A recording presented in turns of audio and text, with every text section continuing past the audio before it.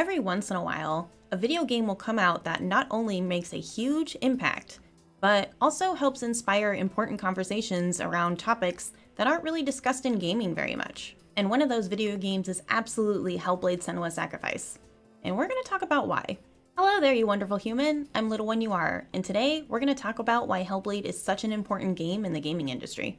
Let's go ahead and start with a quick summary of what this game is about. Hellblade: Senua's Sacrifice is a dark fantasy action-adventure game which stars Senua, a female-picked warrior who has to make her way through Helheim in order to rescue the soul of her dead lover 𝗔𝗕𝗢 from the goddess Hela. It's self-described as an independent AAA game where it was worked on by approximately 20 developers under writer and director 𝗕𝗢𝗢𝗬𝗪𝗢𝗪.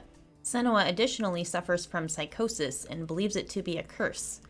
This manifests itself in hallucinations that she sees and hears, as well as voices in her head known as Furies, and needing to confront the dark memories of her past. The way that the game portrays Senua's struggle with her psychosis is really important because it really puts you in her shoes so that you're experiencing everything that she's seeing, hearing, and feeling.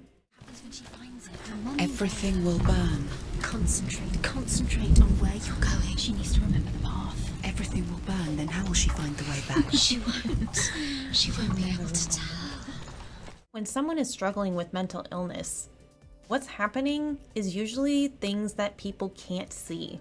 So being able to step into someone's shoes and being able to experience that can really open your eyes, and you can learn a couple of things. Even though Senua's struggle with her psychosis wasn't the main direction initially of the game, I'm really glad that they decided to go in that direction, because they realized that they could do something good.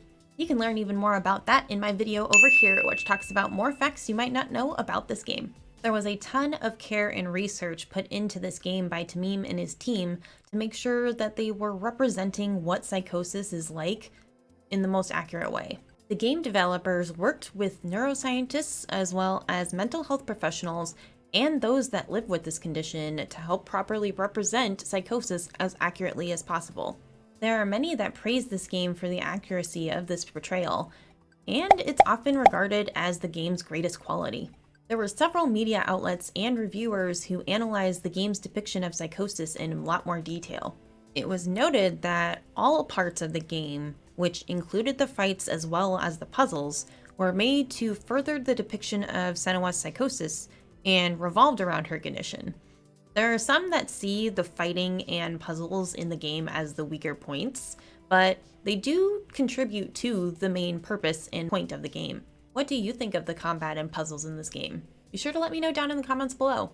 Experts who worked closely with the development team include Professor Paul Fletcher from the University of Cambridge, and writer and psychologist Professor Charles Ferneyhoff from the University of Durham, an expert in voice hearing. As someone who battles generalized anxiety disorder, depression, and social anxiety disorder, although it is not psychosis, I still felt a really strong emotional connection to this game, and really appreciated how it helped put you in the shoes of what someone goes through.